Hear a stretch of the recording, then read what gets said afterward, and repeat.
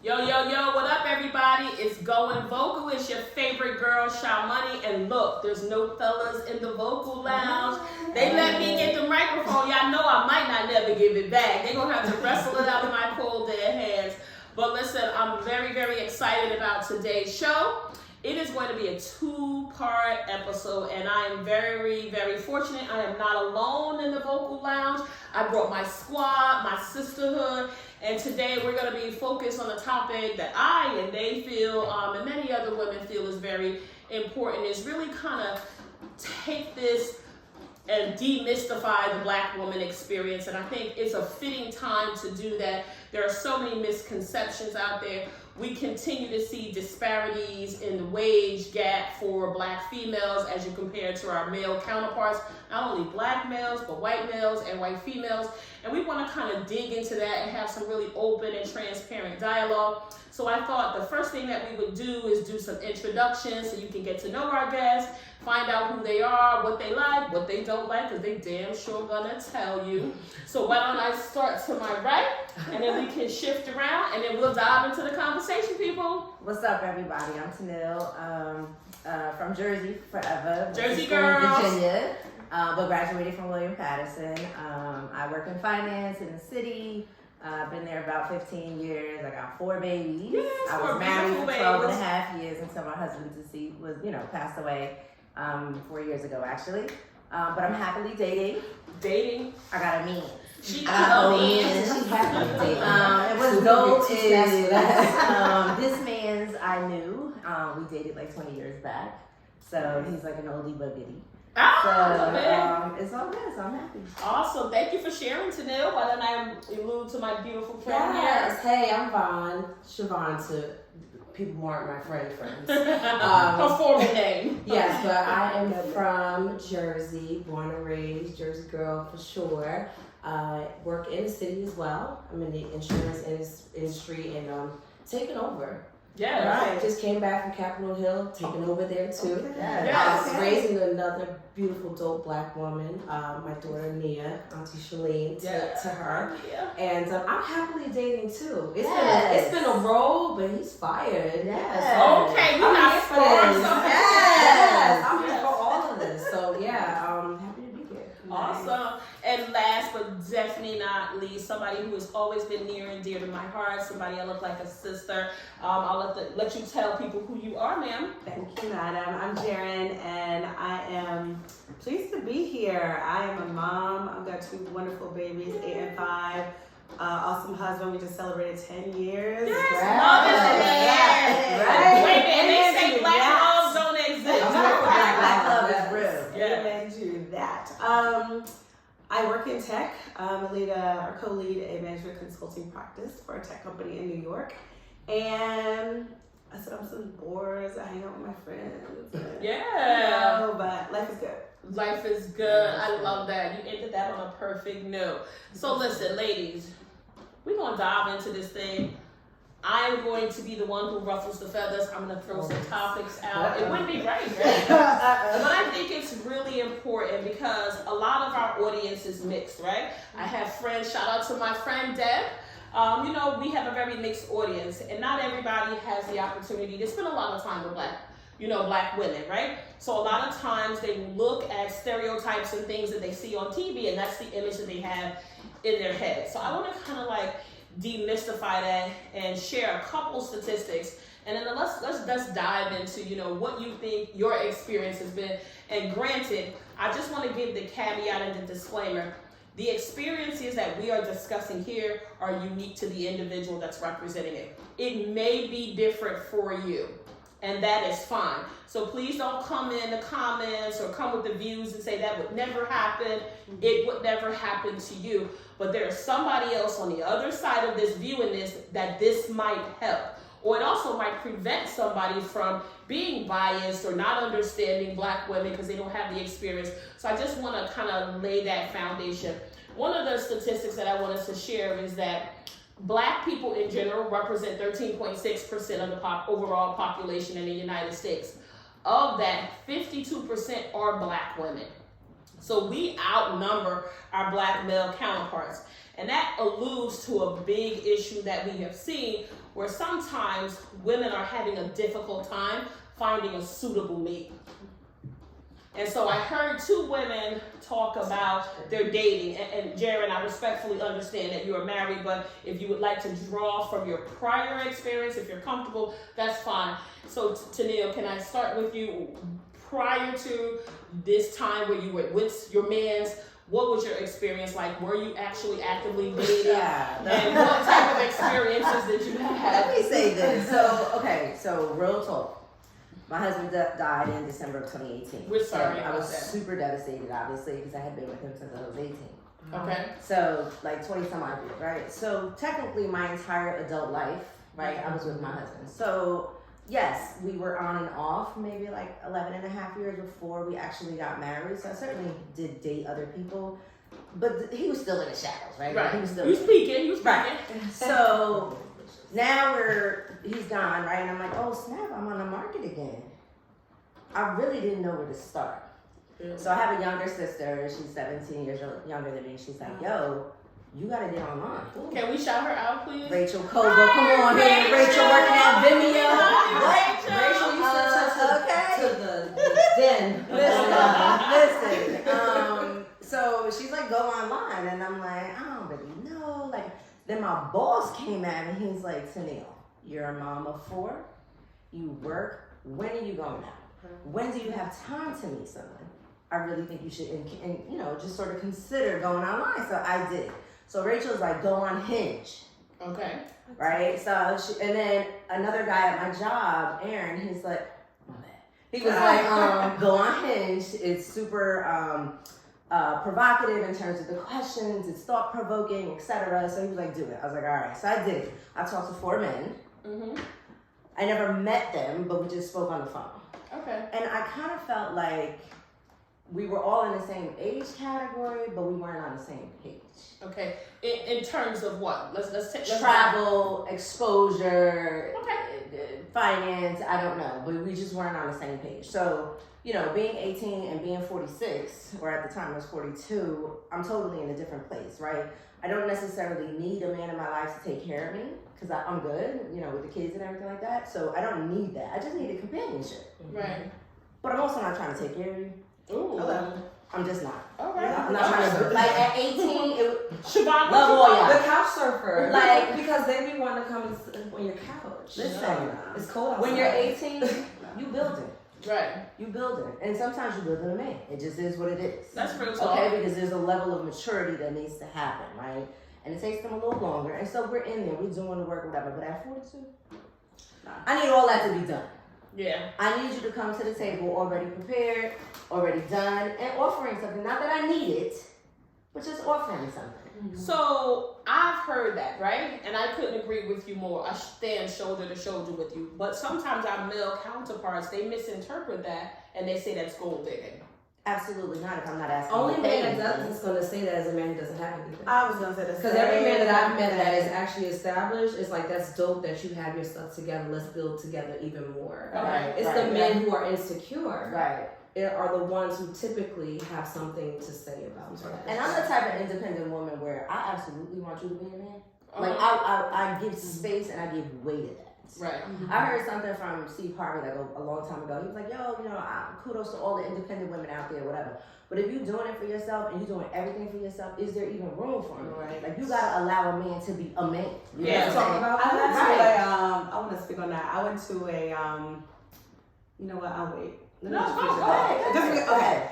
Sorry about that. So I went to a holiday gathering the other day with a girlfriend, and I won't name the organization. Talking to the microphone for me, Jheryn. So I went to a holiday gathering, a soiree, Mm-hmm. the other night with a girlfriend who, she's married as well, so she's just there for networking. It's a new group. She wants to meet new people for a new business venture. But 90%, it's an organization you have to pay to be a part of. Okay. And it really, like what you just said about Steve Harvey, resonated with me because I didn't have any expectations. I was just going to hang out with a girlfriend and supporting a cause. But 95% of the people in the room were women. Mm-hmm. Wow. And I spoke to a few of them, and some of them were very present. Like they were taking up a lot of space. And I'm like, we just here for a holiday party. We don't have to take up that much space. There's nothing to prove. We're good. Just, right. Just existing. Right. But I realized that, like, for various reasons, I'm sure we'll get into it, Black women have had to take up space. But now there's a challenge with allowing space. You know, and there's this, like, gray area between meeting a man and allowing space for a partner to exist in your life. Absolutely. And so I'm like, whoa, sis, fall back. I'm not even like, just chill. I'll be very transparent. I was that woman, which is why I say I'm happily dating now, because I had to learn about the space, right? Like being a single mother and just having so many like disappointments with dating and men, and you know, I'm successful, like, and I even had to learn how to stop dimming my lights, right? And being okay with saying I have it together, but I think the way in which you present that makes a big difference around space. And so when I started to learn what that looked like, I attracted a different type of man, because I wasn't coming with this bravado, like, well, what you know, like, I got all of that. You don't even realize that you're coming with it until you actually do the work to heal through some of the traumas and the things that you experience, and then you realize, like, I do need you. I need you in a different way, right? Yeah. I don't need you financially, but you know what? Honestly, maybe one day I will, because I could lose my job tomorrow, right? I think that we just have to be mindful of there has to be humility in dating and having. I like that. Humility and dating. There has to be grace. And grace, a lot of grace with women. I think one of the things that I needed most in this next chapter of my life from my companion was, similar to you, even though it was for 4 years, whatever, I was so many roles to so many people. I needed somebody to pour into me. Yes. In a different way. See, I personally am attracted to intellectual stimulation. That's just me. Like, if we could have a dope ass conversation and build, I'm there. You know what I'm saying? All the other stuff will come, obviously, but that sort of gets my interest at first. And then just someone who can just really have a real conversation with me and turn around and pour into me, cause me to want to raise my own bar in different ways. I needed that. You know, I just kept giving. You know, you give to your kids because you're a mom. That's what you're supposed to do. But your family, your job, your friends, you know what I'm saying? You turn around and it's just you. There's nobody there for you. And I needed that. And I had to give way to that. I really did. Thank you all. That was deep. I love that, dating with humility. I think people need to take that into consideration and really try to look and make sure that you're presenting yourself in that way, that you're approachable. And that kind of segues us into one of the other things I wanted to talk about. One of the many things I wanted to talk to. A lot of times people think Black women aren't approachable. And I know I've had that said about me a lot, and I always usually get a little defensive about it. And I don't think sometimes people understand some of the situations and scenarios that Black women have to encounter where we have to be guarded. So I would just put that out there and say, is there anything that any of you three ladies could share, maybe about a prior experience that you have had that made you feel like you had to protect yourself because maybe you didn't feel safe in certain environments, maybe you didn't feel protected or respected, so you had to put that guard up. Anything that you can think of that comes to mind? I know for me, you know, in the work environment, I'm usually the only chocolate chip, I like to say, in the room. And sometimes I relish in that, but sometimes I do feel alone, right? So a lot of times I'm in a male-dominated field. So then I'm not only the only female, I'm the only Black female. So sometimes I found myself not being who I authentically am because I'm a strong person, but I also try to balance that because I don't want people to think I'm not approachable, but then I'm in the room with men who don't respect me, who don't want a woman in there in general, but they definitely don't want a Black woman in a leadership role in there. So now I'm struggling with the fact was, how much do I say? How much do I not say? I don't want to say not enough, and then my presence is a no, but then I say too much, and then they feel like, oh, she's angry, she's upset, she's aggressive. So I know sometimes I feel when I first meet people, sometimes in a work environment, I can be very guarded because I got to feel you out. I don't know who you are. I don't know how you're going to come at me. And I want to make sure that I'm protected because I don't think that anyone else in the room is going to speak up for me. So has anyone else had a similar experience or another experience they think they can share? Okay, so I can certainly talk about work and personal. So I just came from a girls' trip. Okay. So this trip was 15 women. Ooh, woo, child. Cheers to that. That's too many. That's a lot. That is a lot. Yeah, sip a lot. Yes. I'm gonna make it Wow. down. That's a lot. Listen. Okay, so I absolutely. First of all, I had gone on many girl trips. Unfortunately, fortunately, I guess, but a lot of them ended up being my coworkers because work schedules, etc. We were able to go. But this one was not that. So it was my sister and a bunch of her friends, my friends, and we all just sort of came together. I was extremely leery about like, oh my God, how's this gonna work? Mm-hmm. And a lot of them I didn't know. Okay. Right? So some of them I had traveled with in the past that I really just didn't know. I have to tell you, it was one of the best experiences I've ever had. What made it the best? There were, you know why? I think everyone was relatively open. Okay. Mm-hmm. Now, there were some who had this unapproachable sort of look, and I'm gonna call it resting bitch face, because that's what the fuck it was. Like, yeah, the fuck wrong with her? Like, shit, I don't even know. Like, you just got here. Like, you know what I'm saying? So, but I had to speak to that person and just say, sometimes it's okay to smile. Yeah. Because everybody doesn't know you. You know what I mean? And people are afraid to, you know what I'm saying?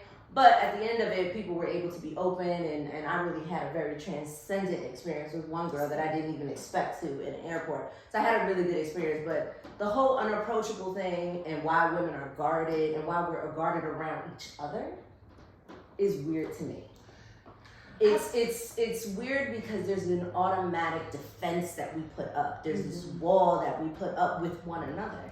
The whole purpose of this trip was to come together, get to know different women, have a great experience or whatever. But if you come there with an entire guard, with an entire wall, it's just like... I don't think it's always easy to let down, right? Especially when you've had your bridges burned, right? Facts. So I've had my bridge burned a couple times. Facts. And so at this stage in my life, I'm a very outgoing person. I like to think I am, right? I think I'm fun. I think I'm fucking funny as fuck, right? We do too. I mean, right? I do. Right? So I think I'm very open to new people, but I am a little bit guarded. I've been burnt by people that I've invested in, right? And that shit hurts, right? It does. And nobody wants to repeat that experience, right? So I think now I would be a lot more guarded than I have in the past because I don't want to go down that road again. I don't want to invest in Amy and then find out she's talking shit about my edges on fucking somebody's DM. My edges. So I think sometimes we don't get, in some, not all, I don't want to be absolute in my statement. I think sometimes people don't give us enough grace that like, maybe she's been through something. Some people sometimes don't take the time to try to figure out, why is she guarded? And I think sometimes for me, I don't feel safe in certain spaces, right? But I just don't feel safe. But the flip side of that is you're right. Not everyone is going to take the time. Not everyone knows ahead of time, right? That's true. So that's fair. Can we just enter it open? Yeah. I think like, that's a challenge to you, yourself. Right. Like, yo, let me try something different. Yeah. Let me try to be open. And I'm always down for that. Listen, I already know you. I'm down for that. But not every woman is like that, right? Right. It's just, there's this automatic wall that goes up, and it's like, damn, yo, like, give me a chance. Do you think some of it is competition? Let's be real. Do you think some of it is a little bit of competition? So we're sitting here with 4 women who are very accomplished in their own right? So for me, I don't feel that because my dear friend is on Capitol Hill, that I'm like, oh shit, I gotta find me a way to get down there. I was happy for her. I was telling her, send me some stuff. Show me what they're doing. What do they talk about? What does it look like? I'm excited. Like, I feel excitement when I see my friends and people that I respect doing well. I don't feel like it dims my light in any way because I firmly believe what's for me is for me. But I do believe a lot of that shit that you experience, it be competition. It's security though, right? So I think prior to the work of healing, and I'm going to keep talking about that because I don't think we talk enough about doing the work about healing from our traumas. Yeah. Therapy. Oh, we're diving into that now. Therapy is real and necessary. Yes. It's just like going to the doctor for your annual checkup, get your mental health checked out too, right? But I would say that whole idea of no new friends is where the guarding comes from, right? Because we were conditioned to be told, you stick with your core, where your friends were. In this season, I have met some awesome women because I've healed from places that were insecure within me, right? The guarded places where I'm open to say, you know what, I'm open to get to know you. I don't know to what extent our relationship will form. Right. But I'm open to the possibility of it, right? And it's so funny because some of my friends are like, you always come up with a new friend. I'm like, it's not about a new friend, but in my season, this person is important for where I am. We have dope memories, but your life is taking a different path. Talk about that. Talk right? about that. Because I think that we sometimes your friends only know you from where you were. Oh yeah, I get They that don't shit all the time. They don't know the healed part of you, and Yeah. it's uncomfortable for them because they haven't done the work. That's right. Right, and so then it becomes this tug of war of you're trying to move on into your new season, and that friend that you love is still pulling you back because that's where they're comfortable, right? And so I think that I'm happy that you had the experience. I am not one to want to go away with a bunch of women. What would stop you from doing that? Well, you know. What would stop you, Chavonne? I'm still a little raw, right? Like, so Vaughn is still a little raw. Like, I am not always put together, right? Like, I go to work, I put it on, I do all the code switch, whatever is necessary. But when I'm on vacation, I'm on vacate. And if I feel like your energy is off, it's a no for me, right? Because this is my time away from all the hats that we wear, the mom and the friend and the businesswoman and everything in between. So I want the energy that I'm around to be dope. Yeah. So that's my hesitation, right? But I mean, I did a trip with some people I did not know over this summer, and it was interesting. I may or may not have been there. I am glad that someone may or may not have been there because it was an anchor point of where my safe space is, right? And one thing about me is I'm gonna always keep it a buck with you. If I'm not vibing with you, I'm gonna tell you because I don't want you to feel uncomfortable. She told him. I definitely told her, but then at the end we were okay, right? Because I don't believe in that nonsense, right? So we probably should talk about that, right? Because with women, The facade, like I don't. Right. You take it or leave it with me, and I'm fine if you leave me over here in the corner too. I'm okay with that. But I think that we just need to have real conversations, and I don't think people are honest. I think that's easier said than done, right? It is. I think that's it can be a cliche term, right? But I think when the work really needs to be done, I feel like some people aren't ready to make that yet. Make that change and that transition and be open and accept feedback that they may not want to hear. And it takes a lot of accountability. And that shit ain't easy. It's a lot of work. But that's when we have to decide what access you allow your friends to have. If you go around somebody who's not doing the work and you're doing the work, then you gotta decide if you're gonna love them from afar. Yeah. And if you choose not to do that, then that's on you. Like I learned over these last 4 years, I would protect my peace at all costs. at all costs. All costs. How And about- sometimes that includes distance. Yeah. Okay. How about you know how the like Spotify, Apple, all of them title, they'll show you your year in review, Yeah. your top 20. So for the last, since forever they've been doing that, one of my top songs is on the album Peace Beyond Passion by Michelle Nigel. And I'm like, you know what? It's been out for easily 25 years. Yeah. But there's nothing that will ever change around the fact of prioritizing peace beyond passion. Absolutely. And I'm like, that's why this whole album it speaks to my spirit since forever, since I was a child. But so much of what you all shared, I mean, I've seen it. I've actually had a little bit of a different experience. Okay. And part of it was Please share that with us. Yeah. I work for a super progressive company, but I also think I've been super fortunate in that I've always felt very supported in work environment. And I've had allies and like white people who speak up or who will like be a sponsor, if you will, like speak up on my behalf, or just I don't even make sure I'm heard in a meeting, but like let's say I'm not in the room. And even one where I call an accomplice. I'm like, you beyond ally, you an accomplice. Going down, you like kicking her down. She's amazing. And she's in a global leadership role. She will be CEO, if not of our company, another large tech company. Yeah, she's awesome. But what I'll say is she actually created an environment for us to be very vulnerable with one another for the purpose of those who had more aspirations to be able to grow beyond where we were. And there was a gentleman there who happened to be a white man, very competitive, very good, very good at what he does. He and I both gave each other the harshest feedback in that room, because the room was designed for us all to give each other difficult feedback, but we both gave one another difficult feedback. I told him that we all know that you're very good, but you seem you're real intense, real heated, real frustrated, real fast, and nobody cares how good you are. If it's that's overshadowed. Yeah, exactly. It's overshadowed by all this energy. And he shared ultimately his need to, his feeling of the need to be perfect and all this other stuff, and it matters so much to him. It's the only thing he does in life. So it was cool, gave me the opportunity to see him differently. But he also told me basically I talk too much. And I was like, so talk to me. I was like, slow down.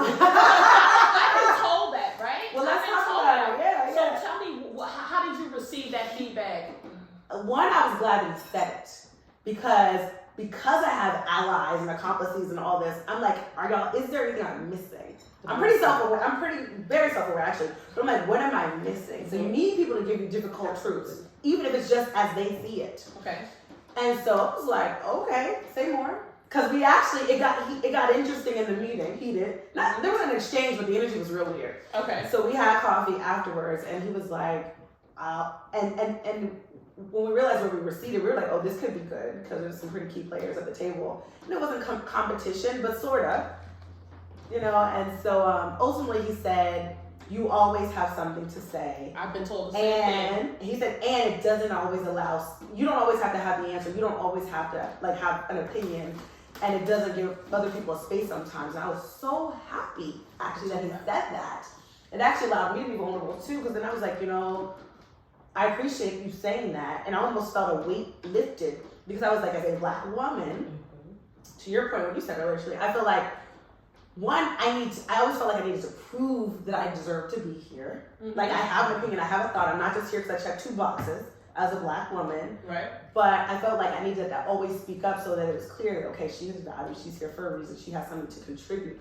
I never once considered that it was taking up too much space and then not allowing others.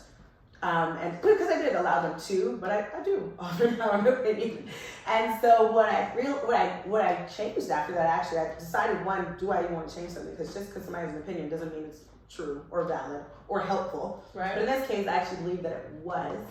And so now I'm thoughtful about when to contribute. And I always think it's valuable, like that's why I said it, because I thought it was valuable. Right. But I'm even more thoughtful about at what point can I contribute the most, in the most meaningful way.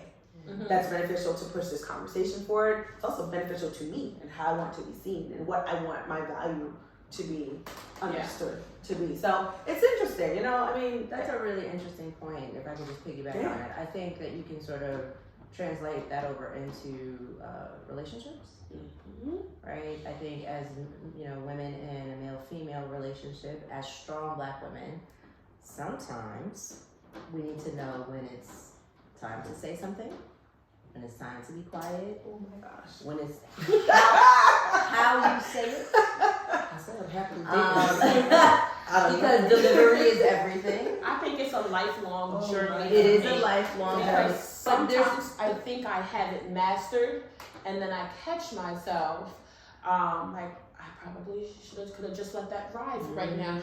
And someone who I kind of see as, I don't want to say they're a mentor, but I value their experience in my professional life. She told me, I got that same feedback, almost verbatim, right? She told me offline, and she said, your ability to communicate is just a strength overdone, so that makes it a weakness for you. She said, so just let that say it again. Wait. Yeah. Say it again. She says that I'm a very good communicator, right? Mm-hmm. That's a strength for me. Mm-hmm. But when you overdo that ability to communicate so easily, because it comes natural for me, it becomes a weakness for the reasons that you said. Yeah. You take up so much space. I don't give Tennille, I don't give Chavonne, I don't give Jheryn an opportunity to make their contributions. So it's like you think you're the smartest thing in the room. You think nobody else's opinion matters. And it's like you're locked in to others. It right? can be. So I've got the same feedback. I haven't gotten the feedback in that way, but it was a pivotal shift in my career when my mentor said sometimes you have to just know when to be quiet. Okay. And did you receive that well? Yeah, because it was the same thing, right? Like it's, especially being in the insurance industry, I've been in it for over 20 years. I remember being the only Black woman for a very, very long time and kicking in doors and wanting to have a seat at the table. So it was this constant need to prove yourself, right? And I remember a Black man, and he said, why you always want to fight? Ooh. And I said, wow, I've been in survival mode and fighting all my life. That's what you know. Outside of work. Just all my life. all my life. Right? So, but that comes into work, right? It comes into every aspect of your life. When you're fighting for your person, you're fighting in dating, you're fighting in marriage, you're just fighting. Right. And sometimes you have to just put it down and stop. There has to come a point when you realize you don't have to be in survival mode for your entire life. That is not what God intended our lives to be, right? Yeah. And so when I started to learn that, I go into meetings sometimes and I don't say a word. And sometimes I'm like, Chavonne, you have nothing to say? Nothing impactful. It's nothing meaningful. I don't need to talk just because I'm here, right? And I coach my team the same way. I'm like, you were battling. Pick your battles. Why do you always have something to say? Sometimes you have to just let some things play out, right? And I get what she said around the weakness, because if there's someone in the room who is not as extroverted, but has something to say, you don't allow them the opportunity to show up, right? You don't allow them the space to feel comfortable and safe to do that. In dating, if I'm always wanting to be right, I don't allow myself to hear what my mate may have to say that may be different. It doesn't mean I'm right and he's wrong. It just means I'm allowing him to speak his truth. Right. We have to learn as women, especially Black women, to be quiet. Yeah. We do. We just have to be. We have to be quiet. There is power in our silence. In the silence, I also say there's a flip side of that, right? Like sort of understanding when there's the right time to say something, but also feeling like I'm not gonna walk on eggshells and not be able to say Absolutely. something. No. So like just because you're tender. I love you gonna say you're tender. You're a little tender. You know, like I'm just saying, like I need to, and I've been in that experience before where I felt like, you know, a very strong man, whatever, and then if I say something and it nicks at your little ego a little bit, you don't know how to receive that. So then, I'm looked at like I'm this, But is it that he didn't know how to receive it, or is it the way you deliver it? I was going to give us an example. Because I think sometimes in communication in general, sometimes we say, well, you didn't hear me. Well, how did you deliver your message, right? In a way that someone can receive it. So so I will go with initially, probably in the beginning, I certainly didn't deliver it right. Like I would just say, not that I had a reckless mouth, but just my tone just wasn't, receivable or whatever. But then over time, it's like, I'm gonna be honest, it was exhausting having to figure out like, should I say it this way? Should I say it that way? And not being able to have the freedom to say what I need to say the way that I need to say it in that moment. And because you know who I am, you should understand the intent, the person behind it. You know, it's not coming from a malicious place. It's not coming from, I'm feeling myself right now. Like I'm angry. Like I'm in my feelings right now. And I should be able to express those things with you. What else? Instead of having to like, you know what I'm saying, walk around it or whatever. Because when you're mad, I feel like you say what you want to say, how you want to say it. Right. Or why do I have to sit here and think about how I'm going to say it, when I'm going to say it, how I'm going to approach you? It can be exhausting. It can be exhausting. So I understand we got to think about our timing, how to deliver. Yes, I'm going to give way to all of that. But sometimes it could be a little exhausting. Well, we're human, right? So sometimes you're just going to get it real raw. Yeah. We're not expected to that be absolutely. Yeah, you're going to get it real raw. Right there. Exactly. I might come back later like my bad, but Right. You deserve a little bit of that. But that's my point, right? Yeah. If you know who I am in my heart, then you're not gonna take it like that. You know what I'm saying? Like, come on. Yeah. So we were approaching the topic. It came up in our past segment where we were talking a little bit. I heard a little bit of an undertone of talking about therapy, right? So if anyone has been through therapy and if you're comfortable, not asking you to go into details about it, but like, what has that journey been for you? Do you think it has been? You think it's a crock of shit? Because I know there's this big mystique in the Black community, not specifically with Black women, but it's always been this undercurrent of, it's a bunch of white people shit, right? Black people don't go to therapy. We're strong. We survived slavery. We can handle anything. And I think that has led us down a dangerous path, right? There are a lot of childhood traumas for some of us. There are some relationship traumas. There's some corporate and professional traumas that sometimes we hold so close to the vest. and then it ends up manifesting itself in other ways, right, that are not beneficial to us. So I know I'm still on my therapy journey, and it's been kind of life-changing for me. I've learned a lot about myself. I've been the same raggedy person for so long, I thought I had it licked, right? I thought I knew who the hell I was, but I'm like, wow, I never knew how much I needed other people. I took a lot of pride in being strong. I'm the oldest, I'm the only girl. I didn't realize some of the terms that I used with my children were offensive to them. I mean, and I said this on the show in the past, I used the term with my children. I thought it was kind of funny, but I find out later that it was offensive to my children. I said I run the house like a dictator. I'm Castro and you're Pet, and you're not. But I thought that was funny, but it wasn't to my kids. And it wasn't until I went through that therapy process that I was like, oh, I never knew. I used to say shit like, I'm Nike, you just do it. I didn't think that, I didn't think that there was anything wrong with that. And so, you know, I had to learn a lot. Like, if you've been through any kind of therapy, or if you're going through it, like, what has been any revelation for you in that experience about yourself, or about a relationship, or anything else? What has been like an aha moment for you, if anything? I had one, and mine is so simple. Give y'all a chance to sit on it for a minute. I only went through therapy recently, and it was only for about a few months, because ultimately I was like, all right, you know, we kind of, you know, achieved what we came here to do, so let's go ahead and save each other some time. But what I think in hindsight is, one, I'm glad I did it, because earlier I said, of course, I spoke up when I thought I was right, that's why I said it. And I think all of us naturally think we're right. Usually that's why we do or say certain things. And so I think therapy is a great way to have an unbiased party who just they'll help you think through choices that you made, or just anything, and without bias. But sometimes when you know a person, it can be too close, you know? And so this third party and some people, I think the cliche is that, oh, they're just gonna ask you a bunch of questions.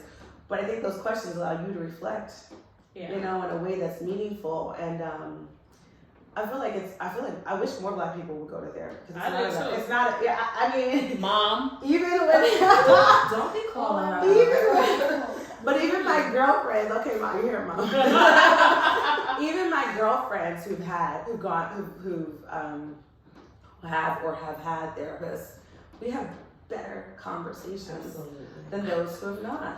I feel like my therapist has given me so many meaningful tactics that's helped me tackle some really tough conversations that I was, in a moment of transparency, I was afraid to have, because I felt like I was going to tell this person off. And I valued the relationship, so I didn't want to do that. So they equipped me, and I think I handled them and managed those conversations a lot better, to your point. Yeah, to your point.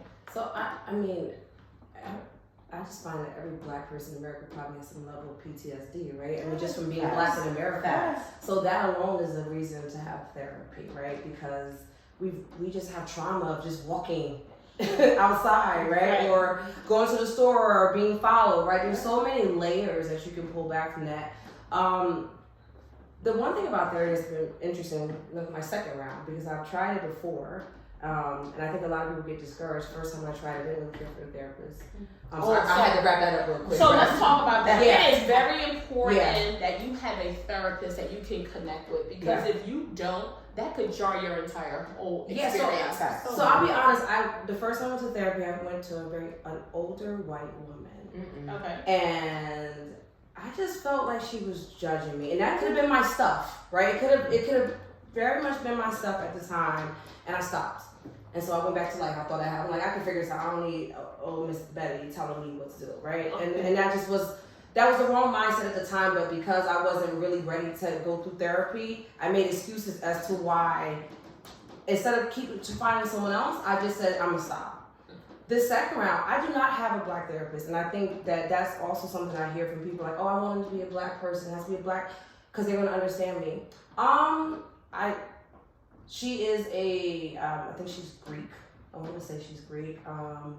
but she's like my old auntie. Like, I love her, right? Like, she keeps it, she's very raw and uncut with me. She makes me sit in my stuff. Did she hold you accountable? She holds me accountable, and sometimes she says, what are you doing? Right? And you need that. I think the one thing that has been the most impactful is the relationships. That I have healthy relationships in my life, and I mean all types of ships, right? Because I think we kind of go to the romantic side, but my friendships, my kinships, my family relationships, all those are healthy with intention, because I decided in the next season of my life I needed all my ships to be well. What I will say, the one thing that I've had to learn is therapies, you're constantly healing. Your healing journey doesn't stop. I think you're healing all your life from different types of traumas. You get better at adjusting and dealing with things, but you're always healing.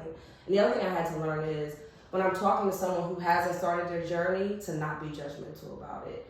And to understand that I'm looking at a different lens now because I've done the work, but I have to be fair that I was sitting in that same space 6 months ago. So that's been my biggest learning, is trying to adjust and be fair and give grace to those who haven't started. And listen, therapy is not the secret sauce. You don't go and sit down and someone tells you, they ask you a bunch of questions. A lot of times they don't even ask you anything. They just make you sit in your stuff. But I think that, just the desire to want to do it is important. Therapy is as good as you put into it, right? Like if you go there and you're not being honest and you're not talking, you're probably gonna say it's a sham. Right? It's hard work. It's hard work. It's hard to sit in your stuff. It is. And sometimes you have to hold that lens up and hold that mirror. I know for me, I didn't like some things that I see. I was disappointed because I felt like I let situations control me. And I'm like, I'm stronger than that. And so I've had to flip that coin on its head. I want to kind of switch gears a little bit, right, before we end this segment. We're still coming out of the public health emergency and the pandemic, which kind of turned everybody's life upside down. Something so unprecedented in our lifetime. We had to adjust. But coming also right on the beginning of that, we were dealing with a lot of racial tension in the United States, right? We just had a surgence of it. You had the George Floyd, you had the Breonna Taylor, and so many, many others. I know for me, I didn't feel safe. There were certain spaces that I felt like I didn't feel safe. And I felt like I didn't feel safe for my family, but I didn't feel safe as a Black woman. Did anyone ever have that experience, or did you not feel safe for your children or for your spouse, Like, did you ever have a moment where you just didn't feel safe? Because I think when I've talked to people who are not Black, and they don't have to live the Black experience every day, and that's one thing I try to impact. Whenever I have a real conversation with people who are not Black, I have to remind them at times, you don't get to take this off. This isn't a suit. This isn't a jacket. This is my real life. I don't get to pick and choose when I can be Black and when I can be something else, depending on the setting or situation. This is every day. This is 24/7, 365. And sometimes some things in the external environment we can't control, and they are going to respond to me based on what I look like aesthetically. So have you ever been in a situation, and even if it was outside of this most recent racial uprising, where you didn't feel safe as a Black woman in the United States? Or outside of the U.S., because I know a lot of us travel internationally. Did you not feel safe? I can't say that I've not felt safe. If I had to be honest, I didn't feel that, but I certainly didn't feel safe from my boys. Really? Just sort of understanding the climate that we're in. I happen to live in an all-white neighborhood.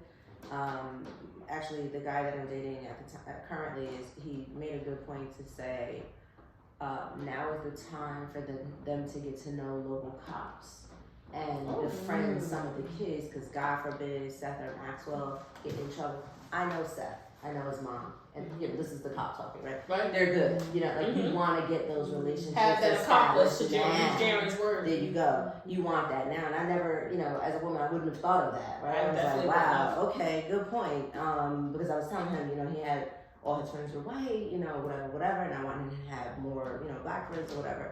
But I didn't want to sacrifice sort of our environment for the cultural part of it. So I've definitely had some real concerns about their well-being.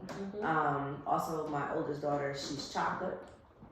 The other kids are a little bit lighter, but Madison has been the only brown girl pretty much since kindergarten, and she's in 8th grade. And so I was concerned for her. Just concerned. You know, we had a little bit of an encounter with one of the white teachers, and I was just, you know, you're sort of on the defense already. You know what I mean? Like just ready to pounce if they come at you or whatever. These are babies. Right. But you also want to understand the motivation behind whatever they're saying. So I just kind of felt like the climate was just, I don't know, it was tense. A little tense, It's and very I might have tense. been overly sensitive. I don't know. Okay. But I felt a way about my kids. Me personally, though, I haven't felt that. You know what's interesting? What's that? I didn't feel safe when I first went to an HBCU. So let's talk about that, right? Because we With my started. own people.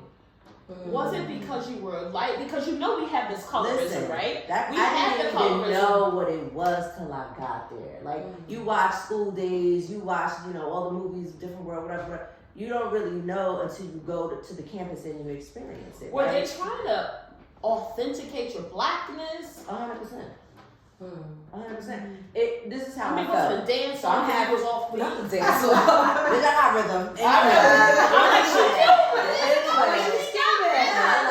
So I'm half Colombian and half black, right? So, you know, but I really grew up a lot with my mom's side of the family, so I identify a little bit more that way. But it wasn't until after the college experience that I realized I don't have to identify either way. Because I felt like I was in a place where I wasn't black enough and I wasn't Spanish enough. But being on a college campus for the first time, coming from predominantly white schools, because I went to private Christian school, Dutch Reform. I mean, how much white could you be? I mean, that's white. Right. That's white. Right. 39 graduating seniors, 4 of us with ethnic. I'm just saying. So that was my entire life since I was 5. Then I go to Virginia State, and it was like, oh shit, like it was really, really different. And then not every person was very accepting, and they were trying to authenticate, you know, how black I really was. I wasn't, you know, fully accepted. And the colorism thing, I really did not know and or understand until I got there. And for a while there, I did not feel safe. So the way it was explained to me growing up, because many of my family members, my mother was lighter. I had an uncle who was lighter, green eyes, sandy brown, pretty tall. And so there was always conversations in my house where we talked about, you know, that people who were lighter in tone would have it easier. I think there is some truth to that, because I think that the darker your skin tone is, it's not absolute. I'm not going to say it's an absolute, but I think that oftentimes, I have a brother, right? I have a brother, Mike. Shout out to Mike. He's a listener and a viewer. He's much darker, right? And I think he's super sweet. But when you first meet him, right, he doesn't talk a lot unless you get to know him. So now you got this big black man standing there. He's super dark, and he's got these white ass eyes like my grandmother. It could be a little menacing, right? And I recognize that, so I've always tried to explain to my brother, your appearance might be a little off-putting to somebody because they like, oh, the fuck, who's this big black guy? But I think my brother, who was light-skinned, had lighter eyes, he didn't get the same reaction. I mean, I don't want to Say go what's down. up. Let me just say this. I was born in Mississippi. My husband and I recently watched God bless the you. Tennille movie. God bless you. And I mean, And Jesus, while I left when I was 6 years old, my mom, when we recently, well not recently, but the movie The Help that came out maybe, I don't know, 10 years ago with Viola Davis and Octavia Spencer, my mom was in tears at the end of the movie because it was so familiar. Can I ask why? Well, yeah, because she's from Jackson, Mississippi. Oh, right there. And it was so familiar, and for me, the reason why it came to me is because I remember thinking how bad their wigs looked. And it seems superficial and silly, but what I think about is like even our appearance now. Like I intentionally switched my hair to be this way. I want to talk to you about Let's that. talk about that. After all those years ago with hair salon. Right? But it was intentional about communicating who we are as black people and black women, and that we don't have to look like you for you to feel safe. And so when I watched the movie The Help, I remember thinking how horrible their hair looked because they were straightened wigs trying to look like these white women. Right. Almost so that white people would be comfortable You know what I mean? With these black women who were the help in their homes. And it's like, you know, it's upsetting to me to think about the idea of having to make people feel comfortable so that they're not threatened by who we are. Right. Because my husband is a big black man who does not smile if there's nothing to smile about. He does not laugh if there's something funny. Right. And after all the instances, all the racial instances, I was very concerned.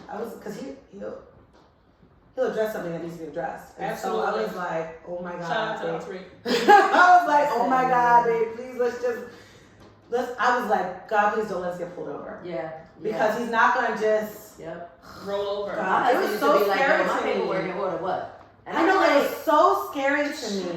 I know, I was like, but please, get for home real. first. Right. I was like, but I need you to get home First. And it made me upset that I It's was frustrating. concerned. It made me upset that I was afraid for him.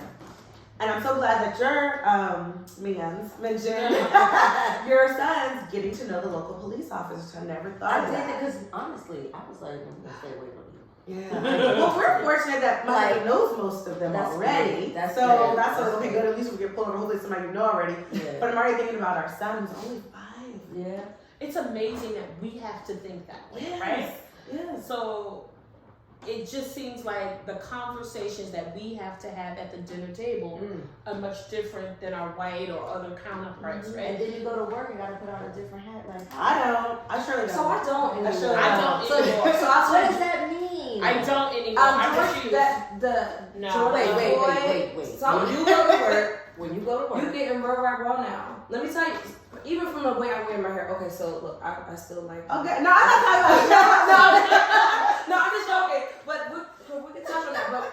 But honestly, when the whole incident with George Floyd happened, I remember my company was very interesting. Their response, and they pulled some of the black executives together, and we had a conversation with the CEO at the time. And I remember getting on the phone, and she was like, "Well, how are you feeling?" I said, and we all started crying. I mean, the men, the women, and she cried with us, right? It was a white woman, and she was just like, I said, "That's how we feel." Right? And I said, I need you to make sure you communicate to our organization. That's how we all feel, right? But it was in that moment. So to answer your question, I personally have not felt not safe. But I have. What about, can I ask you a question? What about the town we used to live in? Did you ever have concerns about living in? No. And it was all white town. There wasn't a lot. You did? I did. Yeah, so no, because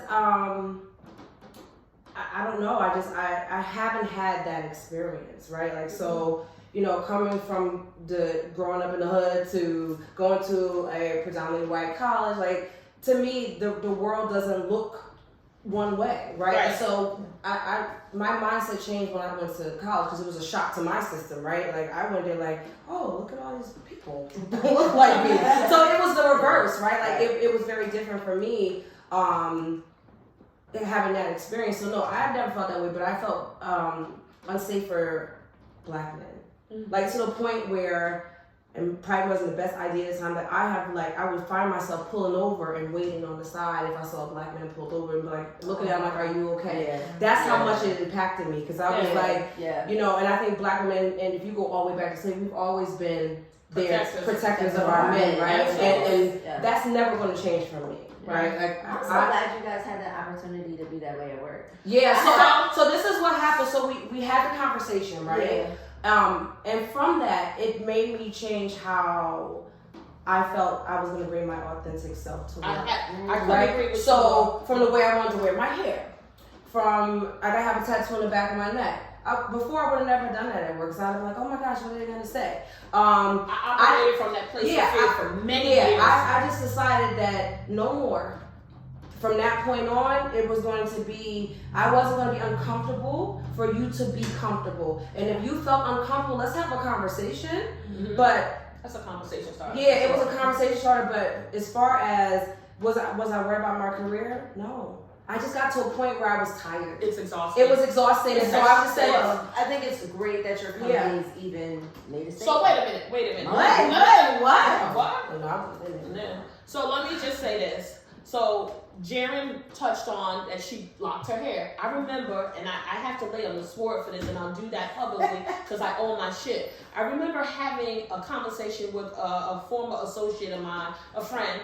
We don't really spend time together, but again, her sister, and very, very strong professional. She worked for a pharma company. She started locking her hair. I'm at this woman's house, right? And I want to end the segment on this before we come back to segment 2. And I said, wow, I was legitimately fucking concerned. I said, you gonna put locks in your hair? And I knew she was on the fast track in her company. And she had relocated, she had bought a house, she got married. I said, you're not afraid of what they're gonna think? I think that's not gonna be good for your career. I mean, like, they're not gonna put you on the front of the magazine, or you're not gonna be up there at the sales meeting, because she's in the sales. And I said, you're not gonna be on the stage in the sales meeting like that. So, we got into the conversation about Ursula Burns, who's the CEO at the time of Xerox. She brought up a few other women in senior leaderships that I wasn't aware of, and I walked away from her. I said, she gonna be fucked, right? That might have been 12 years ago. And I have to lay on the sword and say, I was wrong. I was wrong, and I'm glad I was wrong, right? We have seen a complete shift in that. For me, I spent almost 15, 16 years of my 25-year career doing the dance for people, right? And not being my authentic self, and not sometimes saying how I felt for fear of some form of retribution. But I am comfortable, and I think this is something maybe I've grown with age and maturity and experience, where I'm now comfortable in who I am. I'm comfortable to say, no, I don't agree with that to my manager. No, I don't agree with that. I mean, I literally, who did I share that with? I think I shared it with my hairstylist who got my hair done last night. Y'all see I got my new hair. And a woman stopped, thank you, love. The woman stopped the meeting. Now, I work for an international company, so I deal with a lot of foreign folks. She's Israeli. She said, oh my God, everybody, this fucking pandemic, everybody's using Skype in Teams, and we're over with this video shit. She stopped the meeting and she commented that I had blonde hair. She was very surprised because, again, I'm the only chocolate chip in the room. She's probably where she's geographically located. She's not used to seeing black women, and definitely not used to seeing a black woman with some blonde hair. So I told her in the meeting, since she had the wherewithal to bring it up, I said, at any time, if you're interested in having a conversation about the many styles, I'll be the first to educate you. But right now, we're going to get back on topic, and then we're going to keep moving forward. Like, many years ago, I probably would have never said that. I would have felt the need to address her question. I don't feel that anymore. I'm not blatant. I'm not rude, but I'm going to live in my truth. I'm going to be my authentic self. And I'm going to be comfortable with that. I feel like I bring a lot to the table. Wall Street hasn't changed. So I'm down there. Wall Street has not changed in terms of finance. It's very much old white boys club. Listen, okay? And so, about to say the company name. Yeah. They did not make a statement. They have not acknowledged it. I'm talking about sort of on a corporate level, right? Like, so they haven't made a statement. They didn't acknowledge it. Like, literally the only thing they acknowledged was Juneteenth. Wow. As a federal holiday, right? So they did not acknowledge it. There was no conversation. Yeah, they did acknowledge Now, I happen to be one of very few females in management, let alone the only ethnic woman in management, right? There are only 300 some odd employees, so we're not a really big company, right? So it's literally about science and math and making money, and that's it. That's about they don't. You know what I mean? Like, you can have conversation with different people. So I happen to work in human resources, right? So my director, I can have conversations with him. But they're offline. They're offline. Right. We can talk about it, but they're really, really offline. Gotcha. So let's take a pause there, guys. I want us to wrap this segment up. We're going to bring the fellas back. Let's see what questions the fellas have. There's a couple other topics we want to dive into. But listen, folks, we're in the vocal lounge. We got Tennille, we got Chavonne, we got Jheryn. Yo, we brought the heavy hitters. Listen, JMC's not here, so I'm going to try to emulate JMC. You want to know more about, the black girl mystique, which we're going to jump into, how we manage our families and our careers. We're going to dive into that a little bit more. But if you have questions for us, hit us up at goinvocal@gmail.com and send your questions. Don't forget to like and share. Listen, the holidays are coming up. If you're going to be spending time with your family, man, put this on the TV and check us out. Send us your feedback. If there are other topics that you want to hear, you know you can always hit us up. Your girl Chavonne gonna keep it coming. You know I'm gonna keep it real. With that being said, peace. We coming back with part 2, people. Everybody tune into the Pod Squad now.